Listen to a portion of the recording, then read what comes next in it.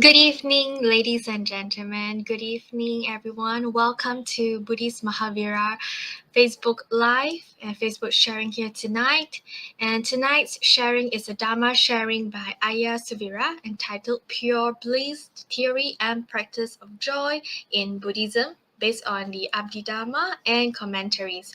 So before that, we would also like to encourage everyone to also remember to subscribe to our YouTube channel, because in our YouTube channel we have more than 200 Dharma sharing talks there, where you can also refer them and watch them in your own convenience. So for those of you sharing here, very good evening to all of you. And right now we would like to also invite Ayya Suvira here. So ladies and gentlemen, Ayya Suvira is a Buddhist nun, a bhikkhuni in the Theravada tradition, and a student of Bante Sujato. She received her seminary ordination in 2016 and higher ordination as a bhikkhuni at the Dhammasara Nuns Monastery in 2019, with Ayya Santini of Indonesia as preceptor and Ajahn Brahm as instructing teacher. At present, she works on Sutta Central related projects dealing with Sutta parallels in Sanskrit. With the support of Bante Sujato and Tina Ng and the team of the Metta Center Mettarama Working Group, she's continuing the vision of the Mettarama project to provide an urban residence for nuns in Sydney. Ayya Suvira is fluent in English and Mandarin. So tonight we'll be hearing a Dharma sharing about pure bliss, the theory and practice of joy in Buddhism, based on the Abhidhamma and commentaries. Over to you. Okay, thanks so much, Sister Vivian. So before we start for this evening, let's say Namo Tassa. Namo Tassa Bhagavato Arahato Sama Sambuddhassa. Namo Tassa Bhagavato Arahato Sama Sambuddhassa. Namo Tassa Bhagavato Arahato Sama Sambuddhassa. So I'm very happy to be here this evening. It's just after 11:30 p.m. our time, but I don't mind so much, because actually I'm just really happy to be with everyone. So before we get into things, I'd just like to invite everyone to do a little bit of metta meditation to get us started. Because when we do metta, it puts us in a good mood to listen to the talk. And it also puts me in a good mood too towards all of the participants. So we can start from a really happy, positive, metta-ful place. So to do the metta meditation, we'll make our bodies comfortable wherever we're sitting right now. We can put our hands in our laps and gently close our eyes.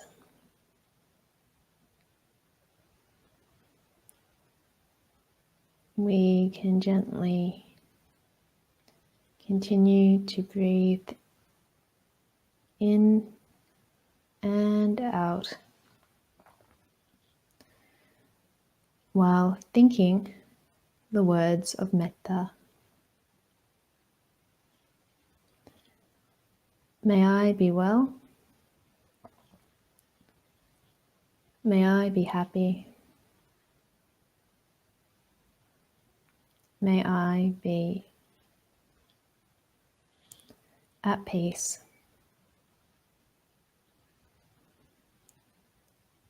So we can continue to do this silently for the next minute.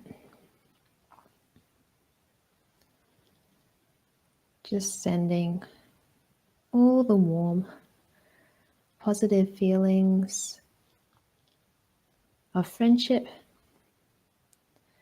and acceptance to ourselves.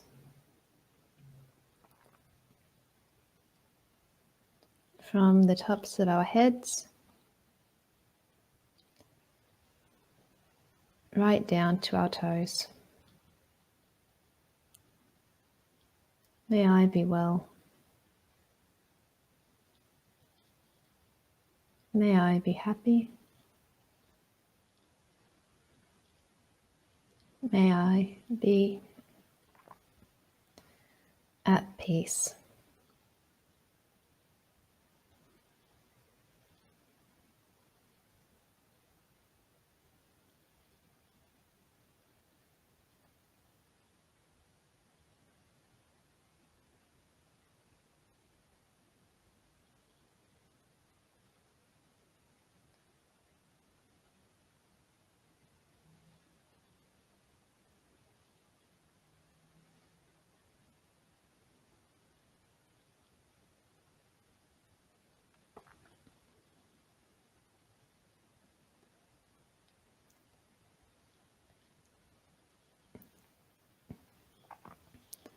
Now that we have developed metta for ourselves,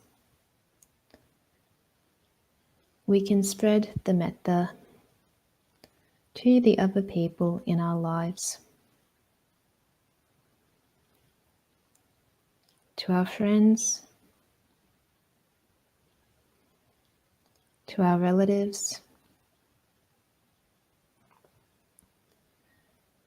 to people we don't know very well.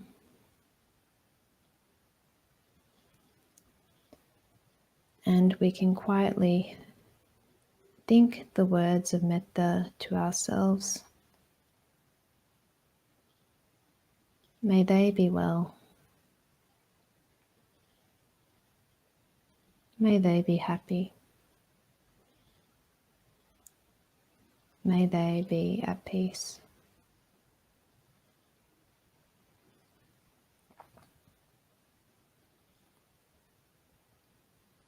So just focusing on the warm, gentle feeling of metta.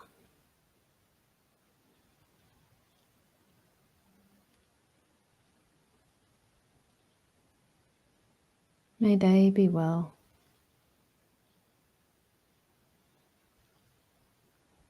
May they be happy. May they be at peace.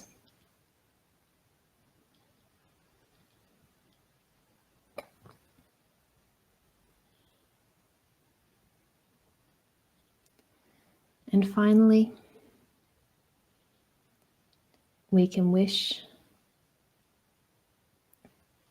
sincerely for the well-being of the whole world.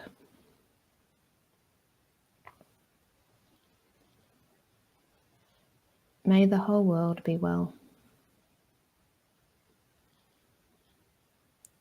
May the whole world be happy. May the whole world be at peace.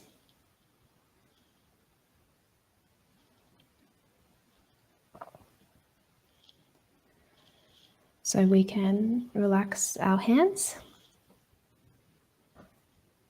and gently open our eyes and come back to the BMV Dhamma Dana program. So I'm joining you for the second time this evening.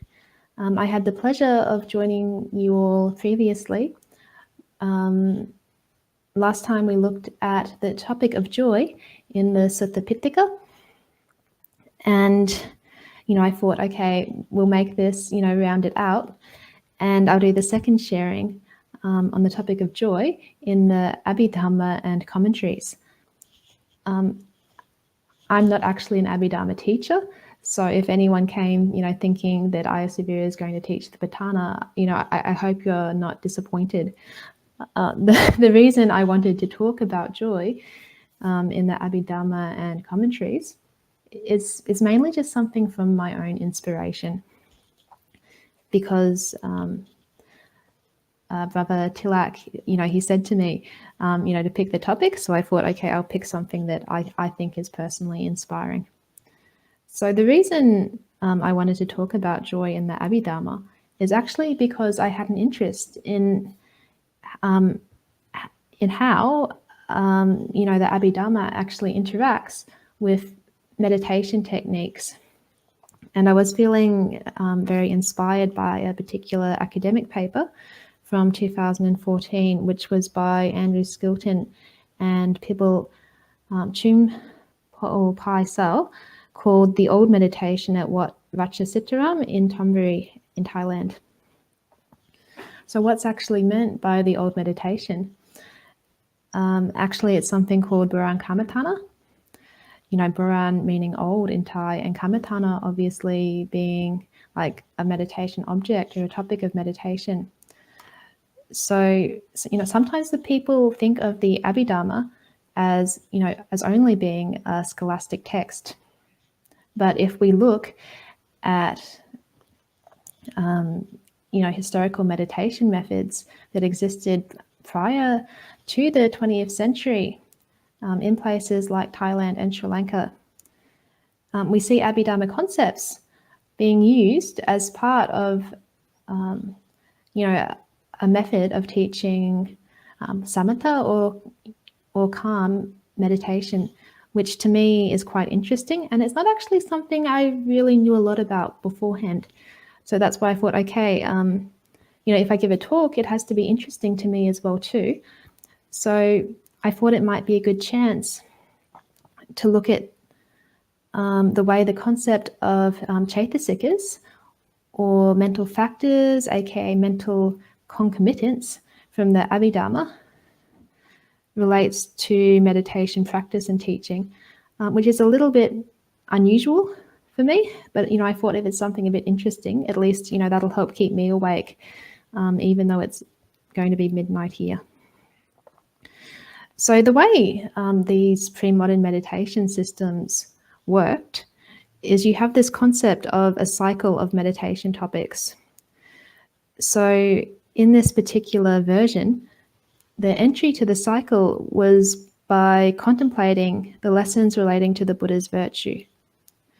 So in these particular pre-modern texts, the entry point is again joy. It's piti.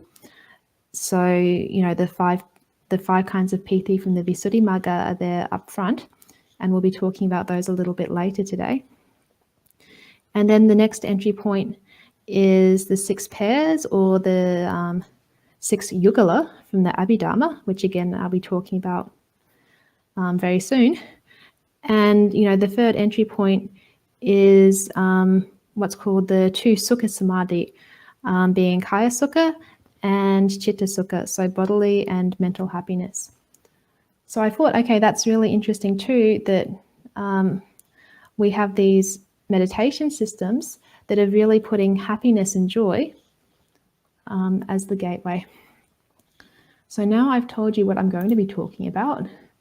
I think I should keep moving on to the content. So I have my screen up, and when we look at this concept of the yugalas, or these pairs of chaitasikas in the Abhidhamma, actually, they didn't just come from nowhere to actually get in the Abhidhamma. These are concepts that also exist in the Sutta Pitaka. So we have these concepts of lightness, pliancy, and malleability, which exist in the suttas. And the Pali words for these are lahuta, madutta, and kamanyata. So I just wanted to share, first of all, an excerpt from a Pali sutta to see how these concepts or words are used. So this is a reading from a sutta called the Iron Bull Sutta, which describes how the Buddha travels with, both a mind-made body and a body made out of the 4 elements to the Brahma world. So, how does the Buddha cultivate meditation as a path to psychic mastery? And what the text says here is that, I'm just reading, Sometimes the realized one submerges his body in his mind and his mind in his body. He meditates after sinking into a perception of bliss and lightness in the body. So in Pali, Sukha Sanya and Lahu Sanya. After that time, his body becomes lighter, softer, more workable, and more radiant. So we can imagine already that, sometimes, sometimes we come into meditation and we might feel heavy, or we might feel like even oppressed by a certain emotion. And, we don't always have this perception of bodily lightness or, softness or malleability. And the same for our minds. Actually, like if we've been anxious about something or depressed, or, if we're really craving something or very angry, our minds can become very heavy and also very inflexible and stubborn.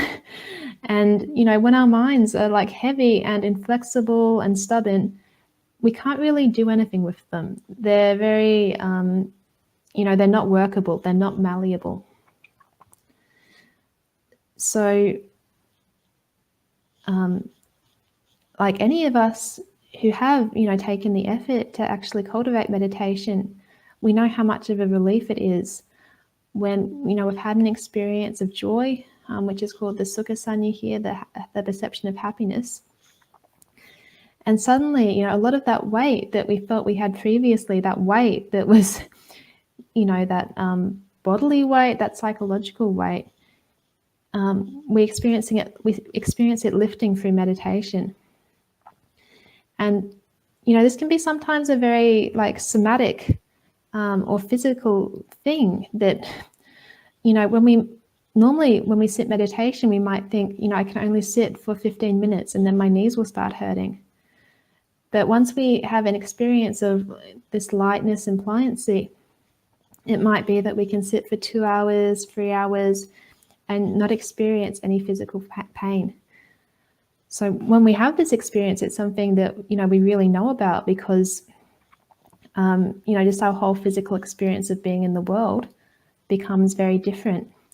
And for me personally, I have allergies. I have quite severe hay fever, actually.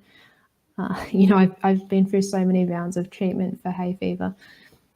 And again, it's something that can be quite obvious to the person sitting next to me in the meditation hall, because, as soon as the meditation starts improving, I stop sneezing as much because the whole, the whole system's calmed down. So these will be key words that we'll be taking with us this evening. So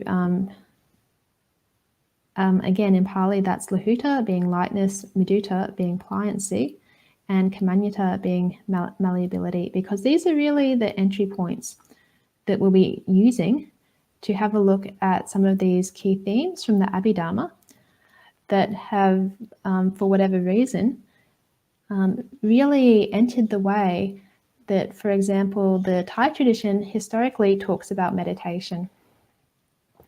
But how have these terms actually entered meditation teaching? Actually, it's via the Abhidhamma, because obviously until very recently, most of the Buddhism that was available was based on the Abhidhamma. And you have these accounts of visitors to, say, Laos in the past, and they couldn't find any book in the temple except for the Abhidhamma itself. Obviously, things are changing now. There's a lot more interest in the Sutta Pitaka, but to be able to understand the historical development, this is actually the pathway that things go through.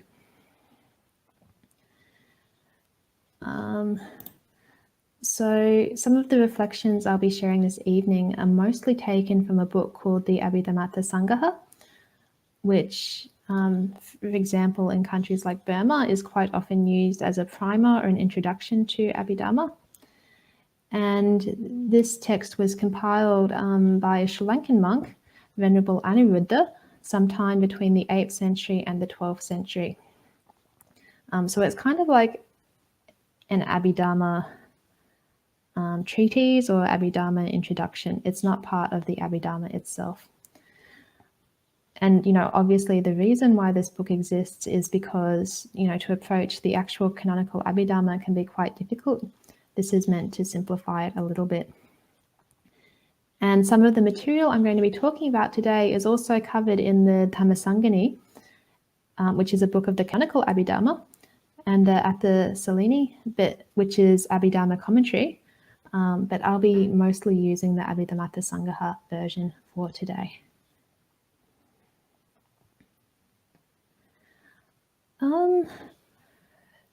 So to actually get to how these concepts of lightness, pliancy, and malleability are treated in the Abhidhamma, we need to have a look at some of the basic building blocks of the Abhidhamma first. So we can think of these in terms of 4 syllables, which are chi, che, ru, and ni. So chi is chittas, of which there are 89 or 121 types. So chitta being the mind. Che is cetasikas, of which there are 52 types, and cetasikas being those mental qualities that accompany particular minds. Rupa being form, of which there are 28 types, and nibbana obviously being nibbana, of which there is 1 type. So where do these qualities, the ones I mentioned previously, actually come into the Abhidhamma? So if we look at these cetasikas, these mental factors, there are 52 of them, which can be broken down into a further 3 main groups according to their ethical character. So some of them are ethically variable, so they can be either good, they can be either bad, they're not fixed. So these ones are called Ayya Samana. And the next main group, by group of 3, is the akusala cetasikas, so the immoral ones. And then we have the wholesome ones, which are the kusala ones. So of the ethically variable cetasikas, some of them are found in all mental states, in all minds. So sadharana means shared, sabba means all. So sabba chitta sadharana means, the cetasikas which are shared by all minds, of which there are 7. And we also have these Bhikkhunika cetasikas, which are only found sometimes, they're not always there. The akusala ones, the unwholesome ones, and the beautiful ones, which are defined by the absence of these immoral akusala cetasikas. There's no exam, so you can just let it wash over you. But these are, these are important concepts that, some mental states are only found in wholesome mindsets, and others are only found in unwholesome mindsets. And some, depending on the circumstance, can be found in both. Okay.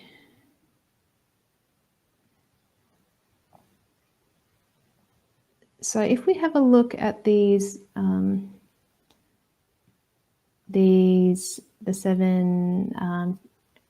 mental factors that are found in all minds, we can see there are 7 of them.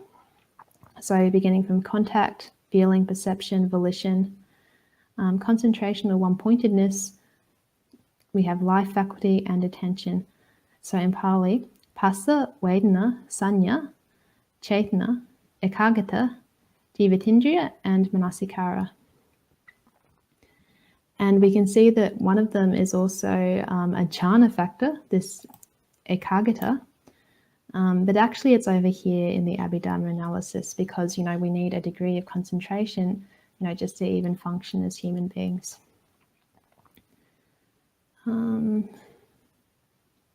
So, I mean, obviously it's quite different from the sutta analysis. Like there's no exact matching list for this set anyway in the suttas. But it's an important initial step to understand what's happening later when we look at the beautiful Chaitasikas, the Sobhana Chaitasikas, which are the ones I'm really interested in for this evening. Okay, so we also have then 6 Pakinika Chaitasikas, the 6 miscellaneous ones that are sometimes present. So I should have put the English there, actually. I'm very sorry for not doing that. But we have Vitaka, which is the applied thought. So, like a bee, when it first goes to the flower, that's the applied thought. When it circles around the flower, that's sustained thought. So that first movement towards a thought is called vitaka, and the circling is called vichara. The next one is virya, which is energy. We have joy, piti, will, chanda, and decision, which is adhimokha. So actually we can see, some of these are also jhana factors. But according to the Abhidhamma analysis, these ones aren't necessarily there in every mind. They're only there, sometimes. Okay, so I'm going to move through a little bit quickly because this is just, it's just overview to get to the point I want to actually make. So yeah, we have this concept of some of these Chaitasikas are there all of the time. Some of them are there some of the time. So pretty straightforward. And we then have 14 akusala Chaitasikas. Why are they akusala? Because they have one of the 3 unwholesome roots as either being greed, hatred, or delusion, as either one of lobha, dosa, moha. But if we see the full list, actually this list includes some concepts that are discussed in the Sutta Pitaka as being upakilesa, or like kind of like secondary defilements. So to go through the list, these ones are the unethical ones, so the ones you don't want. So we have greed, hatred, and delusion, or here we have, the translation has dullness. So these are obviously the 3 unwholesome roots. And we have ditti, which is like the views, the wrong views. Mana, which is conceit. Issa, envy. Machariya, selfishness. Kukucha, worry. Ahirika, shamelessness. And anotapa, recklessness. Udicca, distraction. Tina, sloth. Middha, torpor. And vicikiccha, which is doubt or perplexity. So actually, maybe some of these are familiar to you as well, because some of them are also hindrances. So actually, we can see that udicca number 11 and kukucha are also one of the 5 hindrances, if you're familiar with that scheme. And tina and middha are also hindrances. And, if we were to really look, I'm sure you could actually find all 5 of the hindrances somewhere there in this scheme. For example, kamachanda would be covered under lobha. So like sense desire would be covered under greed. And the hindrance of vyapada, which is ill will, would be covered under dosa, which is hate. So, I may have mentioned previously, I don't really remember what I talked about, although I'm guessing I may have talked about the hindrances because I talk about the hindrances a lot. But the hindrances are those things which basically stop us succeeding in meditation. So some people think, actually, I can't succeed in my meditation because I lack paramis, or I can't succeed in my meditation because, my life is too busy. Actually, the Buddha said the real reason we can't succeed in our meditation was the 5 hindrances. So, whether you have parami or not, that's not the issue. The issue is the hindrances. So all of them are actually hanging out in this list of 14 akusala Chaitasikas. And my note there says no beautiful Chaitasikas occur in immoral consciousness, which is a technical point, because next we'll be talking about the next class of Chaitasikas, which are the remedy to some of these akusala Chaitasikas. But even on a non-technical level, actually we can see how that's intuitively correct, because these states, they're not beautiful states. If we have any of them, we're going to be feeling probably a little bit uncomfortable. So that's what I meant by that note there. Okay, moving on. So this is what I really wanted to talk about. Actually, this is the whole reason why I have this whole discussion of Chaitasikas in this PDF.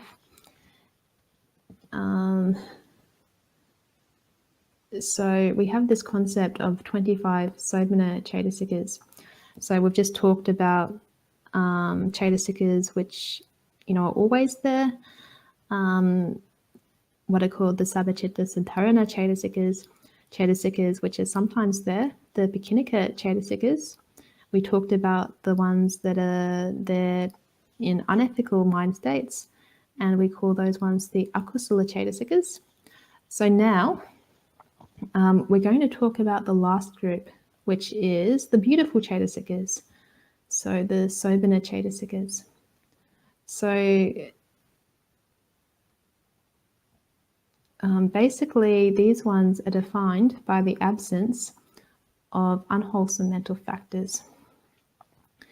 So there are 25 of them, and among them, 19 of them are present in all beautiful minds.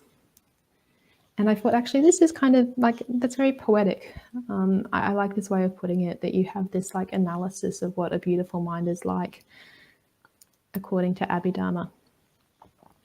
Because, personally, when I think of Abhidhamma, I don't really think of qualities like, beauty or meditation practice. I think maybe of lists and having to, learn lots of complicated and boring things. So, so this is the the analysis of beautiful minds according to Abhidhamma. Okay. So the first, the first feature which we can see in beautiful mental states is that they are always ethical. So we have that, it's up pretty close to the start of the list. These states are always accompanied by hiri and ottappa. So hiri being moral shame or modesty, and ottappa being moral dread or fear of blame. So hiri is more like the modesty we have ourselves, because we think, I have this level of education, I'm this sort of person, I shouldn't do something wrong. And ottappa is more about our role in society, that other people might blame us if we do a bad thing. So the 7 of these, they start from saddha, being faith. So faith here being the foundation of good qualities. And there's a very nice Burmese saying actually that says, the Buddha's teachings are like a mountain of gems. Faith is the hand that lets you take the gems. So unless we have faith, it's very hard to actually even begin to access the other good qualities. And we have sati, which is mindfulness. The Buddha said that mindfulness is always helpful. And in addition to these qualities, we also have alobha, which is non-greed, and adosa, which is non-hatred. And this very unusual word, we have this word, tatra majja tata. Actually, that should be a long A. When you have these ta endings in Pali, they indicate something has the quality. So here it means having the quality of middleness, majjatata, there, i.e., with respect to objects. So this long, funny-looking word, tatra majjatata, is actually a synonym for upekkha, which is even-mindedness.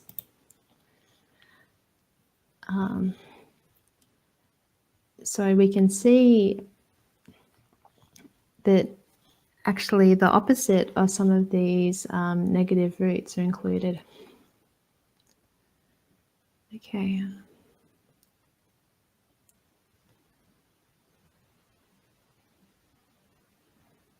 So I'm just going to keep moving through because what I wanted to really get to was the similes. So in addition to these mental states that are always there in beautiful minds, there are 6 of them, 6 pairs, and these were the yugalas I was mentioning earlier that have become historically important for certain types of meditation teaching. So these ones are sometimes there in beautiful, in beautiful mental states. So the ones that are sometimes there begin from passaddhi, and I talked about passaddhi last time as being tranquility. So our minds calm down, our bodies calm down, and we feel comfortable, we feel cool. And that's why the simile here is that the chief characteristic of passaddhi has it's characterized by suppression or the allaying of feverishness of passions. So when we want things, our body becomes quite agitated. We have to get up and do stuff. It's nearly like burning sometimes. Like if you don't like someone, like you mightn't be able to sleep. And actually, we go through it's very easy to go through the whole day with this like continuous sense of discomfort because, for whatever reason, we might be taking some degree of anxiety to what should really be like basic social interactions, like maybe interacting with our family or going to work. But when we practice meditation, we can actually, let go of some of that anxiety and take a more calm and collected body and mind, to the work we're doing or to our family relationships. And I have a picture of a tree there. So the simile here being, it's like the cool shade of a tree to a person affected by the sun's heat. So the sun's heat standing for, in the context of Abhidhamma, maybe it would stand for these unwholesome mental states. But, in the context of sutta, it could stand for the hindrances. And the comment here says that passaddhi, this calmness, is opposed to udicca, which means restlessness or excitement. When highly developed, it becomes a factor of enlightenment, one of the bhujangas that I mentioned last time. So we can see in the picture, I think these are geese, and they're all hanging out in the shade. And we know what shade's like. It's when you get to a proper big shady tree, it's the middle of summer, you just want to flop down there and be comfortable. So that's what meditation can do. It can just give us a place that's a refuge where the hindrances just aren't there. Okay, so the next one of these yugalas, of the 6 pairs of what are known as chaitasikas, is lightness, and the Pali word for this being lahuta. So it's derived from the word lagu, meaning light or quick. So lahuta is buoyancy or lightness. So it suppresses the heaviness of the mind and the mental factors as its chief characteristic. It is like the laying down of a heavy burden. So I got this picture of a turtle, and this poor turtle, I think it's holding up like concrete or something. And I put it there to be funny and cute, but actually this is what we do to ourselves when we're holding on, to the hindrances. And we might think, oh, I need to worry about this, or I need to be angry at that person, or I really need this new thing, or I need the promotion. But actually, what we're doing to ourselves by having this type of identification with the hindrances, it's like we're volunteering. It's like we're putting our hands up saying, yes, put the cement on my back. Yes, I want to be crushed under a load of bricks. But actually, these things are always choices. No one's standing over us, forcing us to worry about anything. All of the worry, it's just like this self-harm that we actually we do to ourselves. No matter what problems we have in life, none of them are actually improving because we're worrying about them. Actually, the only thing we're doing most of the time is just making things worse for ourselves.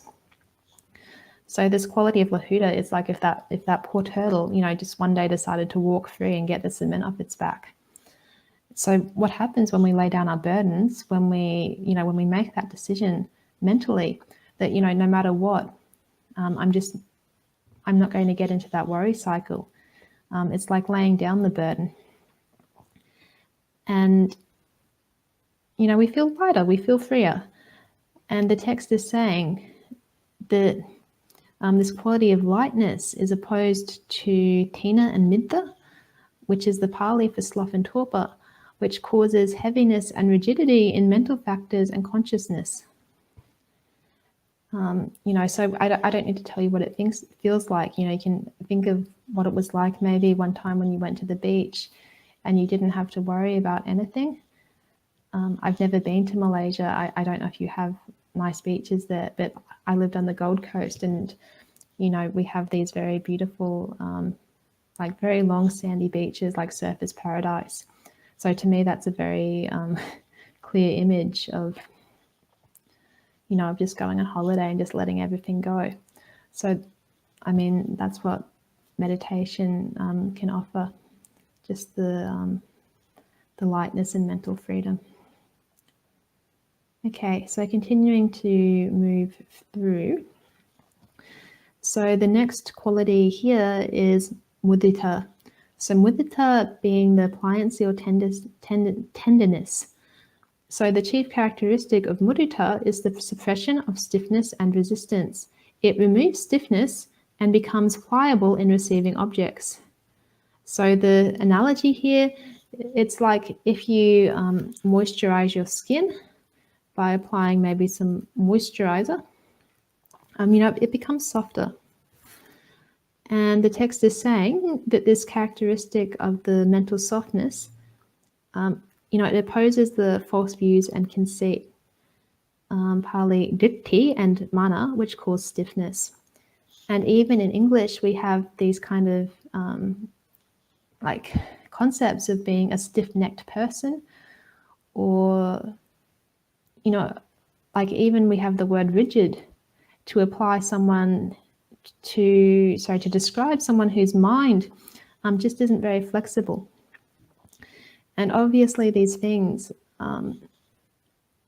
meditation helps to open us up and to make us, more open and receptive to things like the noble truths, to things like the truth of impermanence.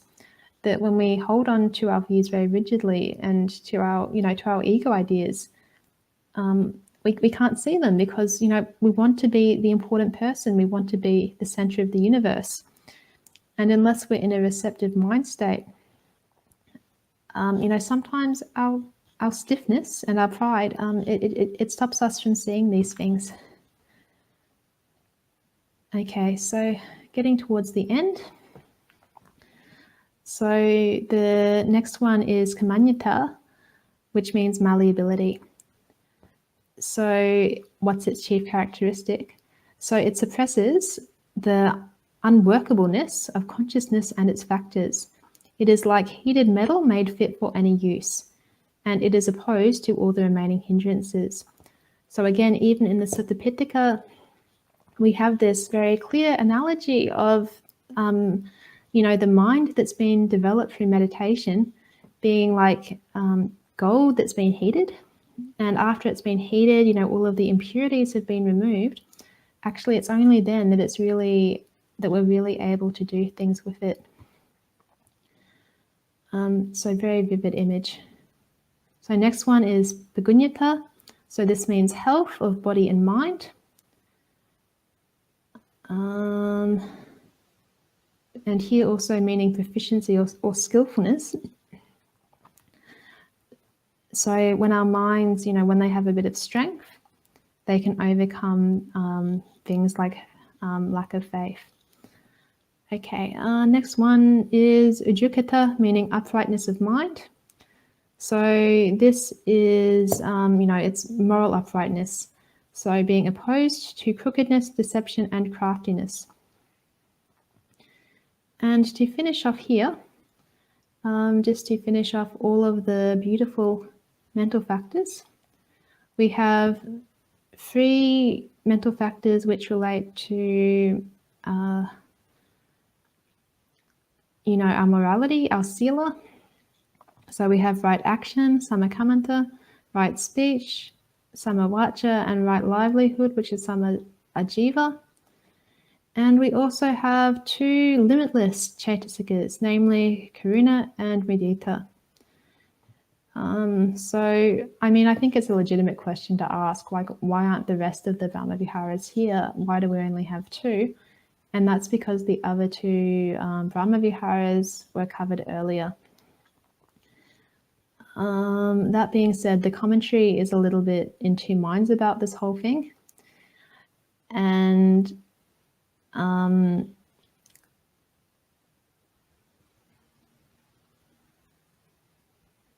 because you end up with this this kind of contradiction where we said that Ipeka was always there. And, the commentaries want to know, how can we have Ipeka at the same time as Karuna and Mudita? And I think personally that's quite a reasonable question for the commentaries to ask. So I'm just, I just want to present the scheme. I'm not trying to argue that it's perfect. I'm just trying to explain how these particular terms have entered discourse around meditation within the Theravada world. Okay, so we have 2 apamanyas, 2 limitless chaitasikas, and the very last one, last but not least, is wisdom, which is panya. Okay, so I went through that a lot more quickly than I was a lot more slowly than I was expecting to. I was hoping to get a little bit further, but I'm going to have to wrap up here and open up to questions, because otherwise I'm going to run out of time.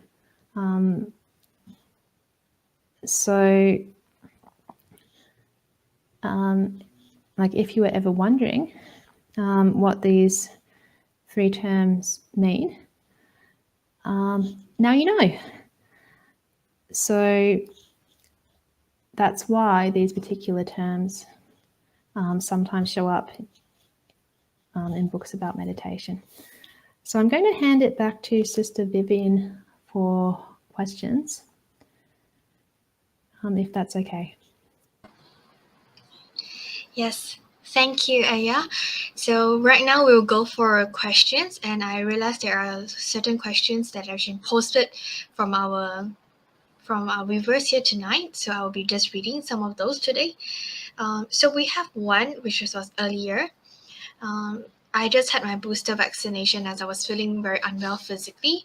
I visited the doctors and I tried listening to the Dhamma, practiced mindfulness and other methods. However, I could not ease the physical ailments. So, can Ayya give me any suggestions? Sure. So, I mean, it's great that you were able to access the booster. I haven't been able to access mine yet. I'm still waiting, but I'm looking forward to it at the end of January. Okay, so you've gone to the doctors, you tried listening to the Dhamma and practicing mindfulness and other methods, but you couldn't ease the physical ailments. So, I mean, that's okay, because if you have pains in your body, that's fine. Like, you know, the pains are natural. Just let them stay as long as they want. Because when you're trying to control the stuff that's going on in your body, actually that's already a bit of restlessness there. And, you know, even that act of like wishing, you know, I wish my body was some way other than it is at the moment, you know, that's already craving. So however your body wants to be, that's okay. Just let it be painful, let it be icky. Like it's really fine. And what'll happen is that maybe when you're not expecting it, you know, when that craving, you know, I wish I had a different body, when that's gone, that's when actually you might start to experience more of the relaxation response, where because of the lack of restlessness, actually there is a, you know, like a degree of relaxation that's helping to calm, whether it's the pain or, you know, helping to calm even the inflammation response to some degree. So yeah, if your body feels icky, just make peace with it. It'll be fine. I hope that helps. Thank you. And the next question we have, when we experience some piti during meditation, should we focus on the piti or should we be aware of the other experiences? Thank you. Thanks so much for asking that question. So should you focus on the PT? So I think it depends on what you mean by focus, because sometimes like it is possible to do this thing where we start craving for the joy. And I mean, I know personally for me, this has just always been a huge issue, that sometimes it's like trying to get water from rock, you know, because you come into meditation and your mind's like a rock, and you start, it's possible to get a little bit demanding with it. Like, you know, hey, you meditation, you must make me happy. You know, I went to all of this effort to come and sit down, and, you know, I'm going to demand some happiness right now. So, I mean, if it's that type of focus, obviously that's a bad thing. But when the meditation object, when it brightens up, and when the breathing develops some joy naturally, there's going to be a point where it's impossible not to focus on the piti, because it's the nature of joy to actually suck you in. If it's a joyful object, you know, that quality it'll attract the mind and hold the mind. So, like if it were me, I wouldn't go looking for it deliberately. But once it's there, it's going to be quite hard to ignore, because that will be, you know, it'll be a pleasant mental sensation. So, you know, not many people would actually want to ignore a pleasant mental sensation. It's going to be naturally very attractive to the mind. Like sometimes, like there is this thing where it's possible for meditators to want to progress too quickly as well. And if you find that's happening to you too, it can be good just to make sure that the mindfulness of breathing is very solidly established first. So, like if you do have a tendency, you know, like if you watch the breath becomes beautiful, and then suddenly after that you lose mindfulness. You know, just making sure that basic mindfulness is there can actually help to give things a little bit of time to build first. But yeah, I mean, I've gone on a bit of a tangent. But to progress towards jhana, actually that's a good thing, right? Because the object of the jhana is the piti sukha. So eventually, you know, that will be the predominant focus of the mind in meditation, and that's a great thing. Okay. All right. And the last question that we have here tonight by David. So in the West today, is Buddhism being accepted widely there? Okay, I can't speak for the whole West, David.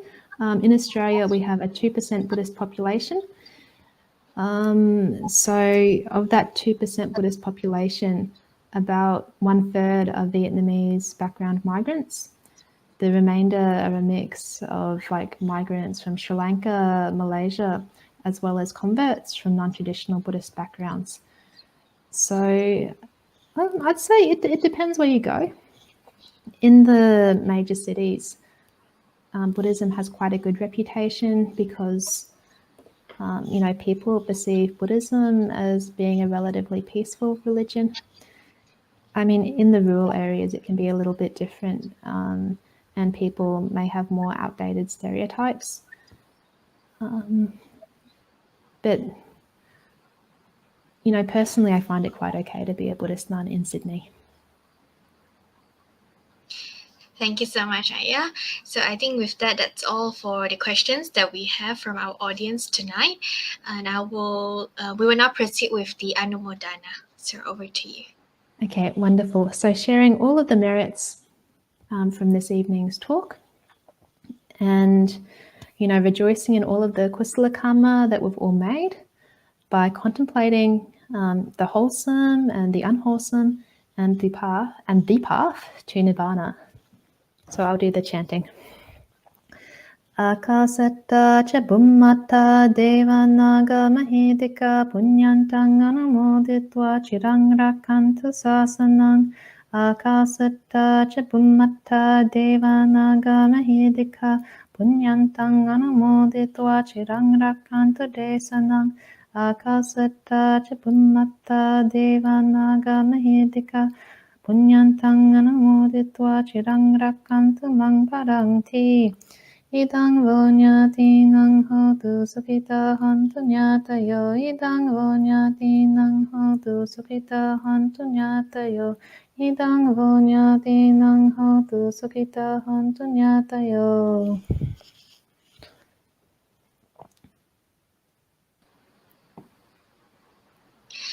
Thank you so much to Ayya, Suvira, and also thank you to all our audiences for your time tonight. Thank you for listening and joining us as we all learn the Dharma together with Ayya, Suvira tonight. And for all the viewers and to all our sponsors, thank you so much for your kind donation as well. And on behalf of the monks and the Committee of Management of Buddhist Mahavihara, we would like to thank all of you. We wish all of you a pleasant and safe evening. Sukhi Hotu. Okay, Good night. Sukhi Hotu. Bye-bye. Bye-bye.